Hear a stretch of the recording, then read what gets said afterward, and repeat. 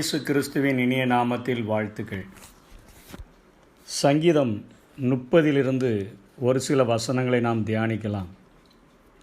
இங்கே தாவீது தன்னுடைய வாழ்விலே, நீதிமானாக்கப்பட்ட தாவீது தன்னுடைய வாழ்விலே ரட்சிக்கப்படுகிறதற்கு, அனுதினமும் ரட்சிப்பு நிறைவேற பிரயாசப்படுகிறதற்கு ஒரு பாவம், மறைமுகமான ஒரு பாவத்தின் நிமித்தமாய் தனக்கு ஏற்படுகிற பாதிப்புகளை குறித்து சொல்லுகிறதை பார்க்கிறோம். இந்த 30ஆம் அதிகாரத்திலே அவர் ஒரு காரியத்தை சொல்லுகிறார். நான் ஒரு காலம் அசைக்கப்படுவதில்லை என்று என் வாழ்விலே சொன்னேன் என்று சொல்லுகிறார். இதற்கு முன்பாக கர்த்தரை எப்பொழுதும் எனக்கு முன்பாக நான் வைத்திருக்கிறேன், அவர் என் வலது பாரிசத்தில் இருக்கிறபடியினால் நான் அசைக்கப்படுவதில்லை என்று சொன்னவர், இந்த அதிகாரத்திலே அவர் உயர்த்தப்பட்ட பின்பு, சமஸ்த இஸ்ரவேலின் மேலும் ராஜாவாக மாற்றப்பட்ட பின்பு, அநேக சத்துருக்களிடத்தில் ஜெயம் பெற்ற பின்பு, அவருடைய உள்ளத்திலே ஒரு காரியம் அவருக்கு தென்படுகிறது. என்னுடைய வாழ்விலே எல்லா நிலைகளிலும் நான் பூர்த்தி அடைந்து விட்டபடியினாலே நான் ஒரு காலம் அசைக்கப்படுவதில்லை என்று என் வாழ்விலே சொன்னேன் என்கிற ஒரு தன்னை குறித்த ஒரு பெருமையாய் நினைக்கிற ஒரு பாவத்தை அவர் செய்கிறதாக இந்த அதிகாரத்திலே அவர் குறிப்பிடுகிறார். இப்படிப்பட்ட அறிக்கையிட்டதினால், பெருமை வாழ்வில் வந்தபடினால், வெளியே யாருக்கும் தெரிவதில்லை. பெருமை என்கிற பாவத்தில் தாவீது இருக்கிறார் என்பது யாருக்கும் தெரியவில்லை.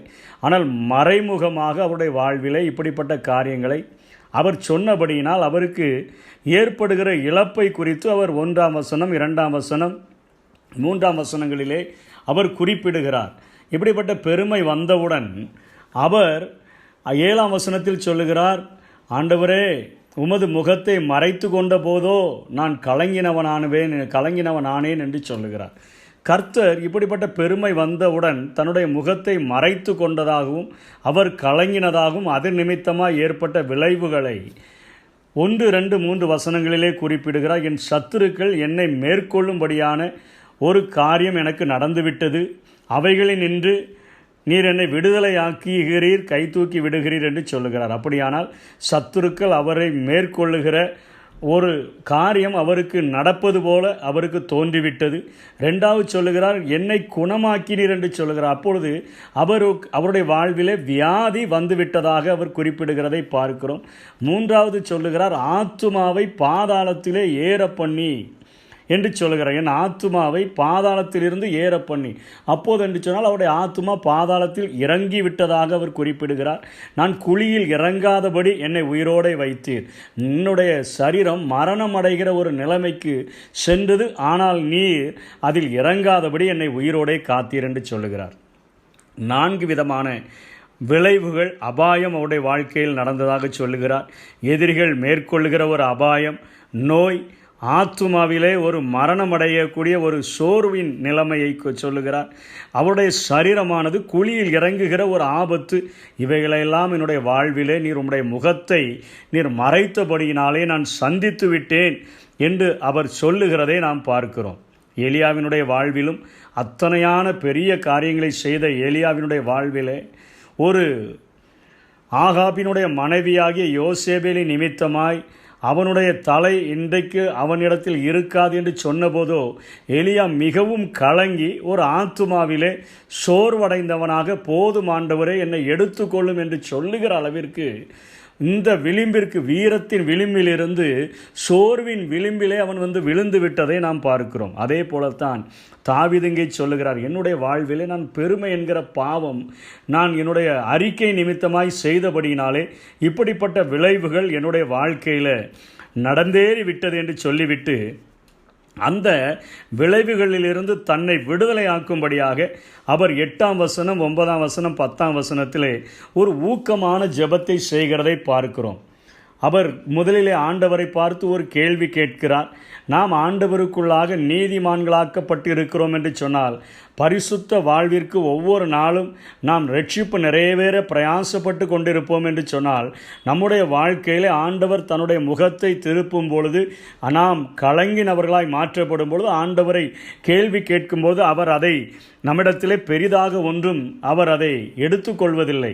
ஏனென்று சொன்னால், யாக்கோபினுடைய வாழ்விலே ஆண்டவர் அவரோடு கூட போராடும் பொழுது ஜெபத்தினால் யாக்கோபு அவரை போராடி மேற்கொண்டான் என்று எழுதப்பட்டிருக்கிறார். அதாவது ஆண்டவரிடத்தில் அவன் தன்னுடைய காரியங்களை சொல்லி போராடி கெஞ்சுகிறது நிமித்தமாக ஆண்டவர் இப்படிப்பட்ட காரியத்தை அனுமதிக்கிறார்.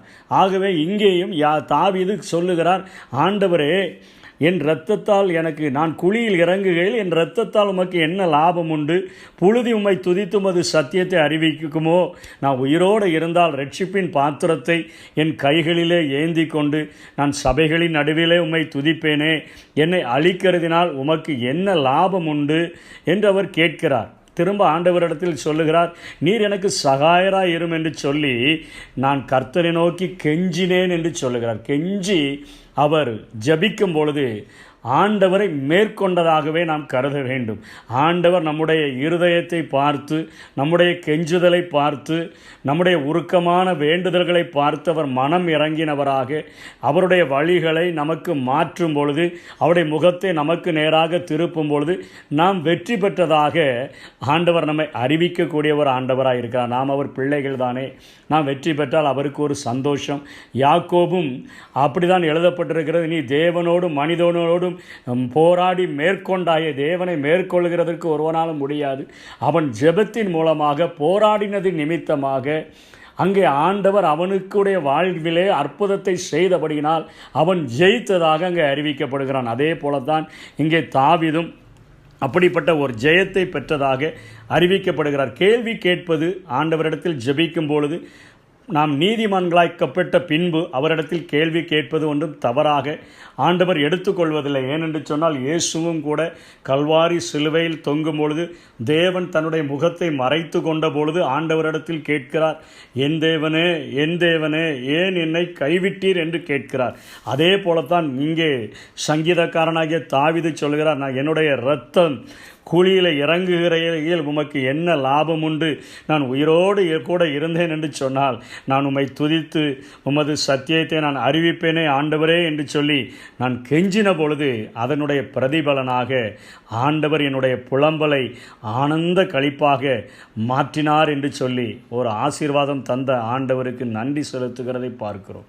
உம்மை என்றென்றைக்கும் துதிப்பேன். அதற்கு முன்பாக 5ஆம் வசனத்தில் அழகான ஒரு வெளிப்பாட்டை சொல்லிக் கொடுக்கிறார்.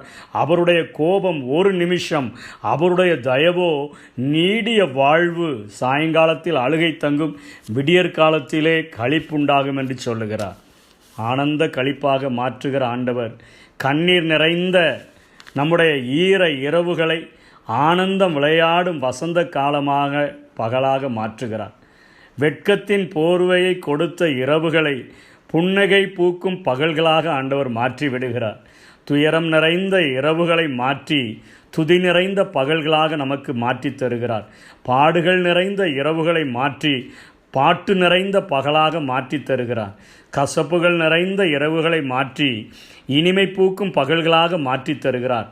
வனாந்திர அனுபவத்தை, அந்த இரவை மாற்றி பரதீசு அனுபவத்தை அனுபவிக்கும் பகலாக மாற்றி தருகிறார். கடும் வாடை அடிப்பதினால் உடல் நடுங்குகிற அந்த நிலைமையை மாற்றி தென்றல் வீசி தாலாட்டு பாடுகிற ஒரு பகலாக ஆண்டவர் மாற்றி தருகிறார். நேசரின் மார்பிலே நாம் சாய்ந்து கொண்டு கொஞ்ச நேரம் இமை மூடினால் போதும். இரவு கொஞ்ச நேரம்தான். நாம் இமை மூடி முழிக்கும் பொழுது, விழிக்கும் பொழுது நாம் பகலிலே ஆண்டவர் தருகிற அந்த விடியலை, அந்த ஆசீர்வாதத்தை, புலம்பலை ஆனந்த களிப்பாக மாற்றுகிறதை நாம் கண்டு அனுபவிக்க முடியும். சின்ன சின்ன பாவங்களையும் நம்முடைய இருதயத்திலே ஆராய்ந்து பார்த்து, ஆண்டவரே, இந்த பாவங்கள் எனக்குள்ளாய் இருக்கும் என்று சொன்னால் உம்முடைய முகத்தை மறைத்து விடுவீரே. உம்முடைய முகம் மறைக்கப்படாத ஒரு வாழ்க்கை வாழ, கலக்கமில்லாத ஒரு வாழ்க்கை வாழ, எதிரிகள் என்னை மேற்கொள்ளாத வாழ்க்கை வாழ, நோய்கள் என்னை மேற்கொள்ளாத ஒரு வாழ்க்கை வாழ, ஆண்டவரே, என் ஆத்துமா பாதாளத்தில் இறங்காத ஒரு வாழ்க்கை வாழ, நான் குழியில் இறங்காதபடி, என் மாம்சம் குழியில் இறங்காதபடி வாழ்க்கை வாழ, ரட்சிப்பின் பாத்திரத்தை கைகளிலே எடுத்துக்கொண்டு சபைகளின் நடுவிலே நான் உம்மை துதிக்கும்படியாக வாழத்தக்கதாக ஒவ்வொரு நாளும் என்னை ஆராய்ந்து பார்த்து உம்முடைய சன்னிதானத்திலே ஒப்பு கொடுக்க எனக்கு உதவி செய்யும் என்று கேட்போம். ஆண்டான் கர்த்தர் நம்மை பரிசுத்தப்படுத்தி இன்னும் தம்முடைய தோட்டத்திலே நம்மை வல்லமையாய் பயன்படுத்துவாராக. ஆமென். என்ன மறக்காதீங்க, விட்டு விலகா மறைச்சா நான் எங்கே ஓடுவேன், எங்கே ஓடுவேன் உன் சமூகத்தை விட்டு, உம்மை விட்டு